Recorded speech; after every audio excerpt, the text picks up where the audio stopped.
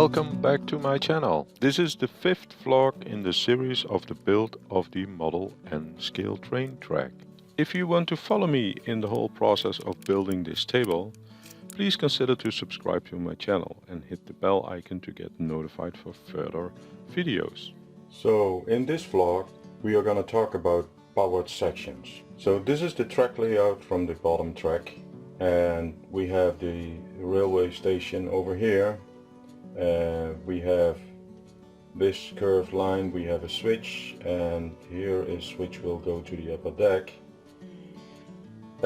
We have the train traveling in that direction, so from this track, so it can go all the way to that area, and then going over here, going that area, and then we can split it either on this track by the railway station or on the main track where the train will stand. To be able to do that, we need to make sure that on each section we will put power. So I'm not using DCC with this, so this is regular DC, direct current controls, it's analog. So when I put power on the track, that means that all the track has power and the train will run. If I have a train traveling here in that direction, and I have a train traveling there in that direction, if I cut the power, both trains will stop. And that is not how it works in real life. So what I'm gonna do, I'm gonna use powered sections. So I already started with this section here.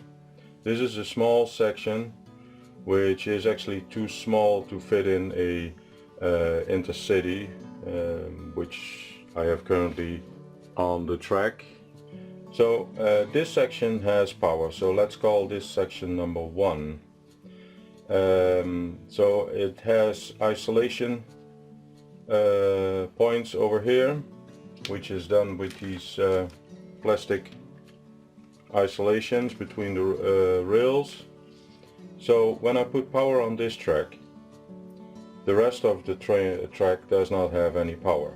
So I have a switch over here, and I have a switch over here. I measured the train. The train is 80 centimeters long, and the section from this over here to this track, so this is the switch, so from this point off till that point is 160 centimeters. The train itself is 80 centimeters, so I could theoretically place an isolation jumper here, so that would be at this position on the track, because I measured it. So this is the train, so it's now away from the switch over here, and this is the section. So I could theoretically put an isolation here to get to the next switch, track switch, but the problem is this measurement. So I need to measure that the train travels here to have it stopped right before this, and that is very critical. So with an analog, it's and with an H motor driver, to have that train really stop at this position, I need to put a sensor over here as well, and that the train doesn't overshoot. So I need to measure it here, that it slows down, and then it really needs to stop here. So I'm gonna use this as one section. So I have a section of 160 centimeters. So the isolation point should be over here. But then there would be a problem. If I use isolations, because this is an isolated section, so this section as well is also isolated here. The track is not there yet, but I'm gonna isolate it from the switch. Then the switch would never have power. So what I decided to do, if I'm gonna grab a switch, only this end will have power. Then it depends on the switch if this area has power or if this area has power. That is done by this lever on the switch. So if I turn it back, then this track will have power via this section. This will not have any power because it's not connected. So, but to do that, I need to include this switch with the powered section. So everything from position here till there would have power. Now I run into another issue. I have so this is that section, so that's okay. If I'm gonna do this the same at this area, then I have a problem if I don't power on the switch, because these are isolated. Then the train would stop here and doesn't continue. So either I need to put power on this track here, which supplies power to the switch, but I also have power to this track, which could supply power to that switch. If I switched them both on at the same time, then they would both control the switch, and that is something what I don't want to do. So I always use either the incoming or the outgoing one section of the switch. So this whole area from this point 0 until this point 1 will be one powered track. So I'm not going to use isolators for this section. So the switch, including the track, including this switch, will contain power as soon as I put power on this track. If then a train comes here, since there is a isolation point over here, and this track here, it's incoming, one incoming, two outgoing, this switch will have power via this track. And there is a train traveling here, or if there is power to that track, I would not want to have power on this track. So the train, if it comes here and the switch is set to straight, this train will get a red light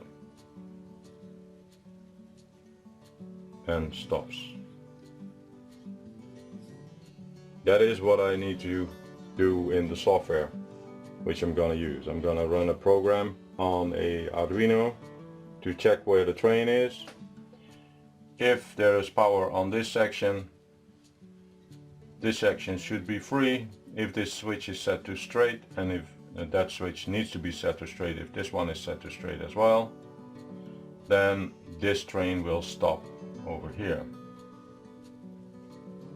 So that is what we're gonna do by a Arduino or a Raspberry Pi. So for today I'm gonna install this track.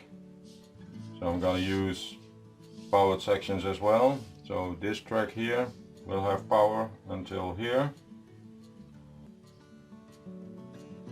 and then each individual section over here will have power. So this will be a powered section, this will be a power section, this will be a separate power section, and this will be a separate power section. And then we're gonna continue to go up here. So I'm gonna start numbering these power sections. So this is power section 1, this will be power section 2. So let me do it. 2. So this is 1. This is 2. Then these two will be power section 2A. So let me put it. So this is 2A and this is 2B. And then from this here, this is 3. And I need to measure how far it is. I have a switch over here, so it might be that part of that switch, that this whole track is power section 3, and then from this on to about here will be power section 4, and this will be 5, and then we are around the track itself. Then we can continue using this section to be approximately like to here, which would be 6. Then this would be 7, and then here until here.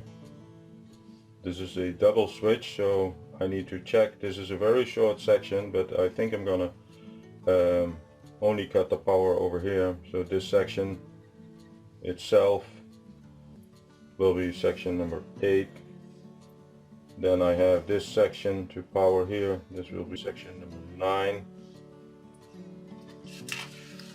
And this will be 10A and 10B.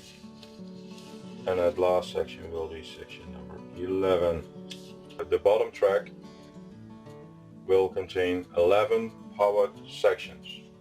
I mentioned that I'm going to use an Arduino to power on all those sections. So this is what I'm going to use. I have a 16 relay board. These 16 relay boards will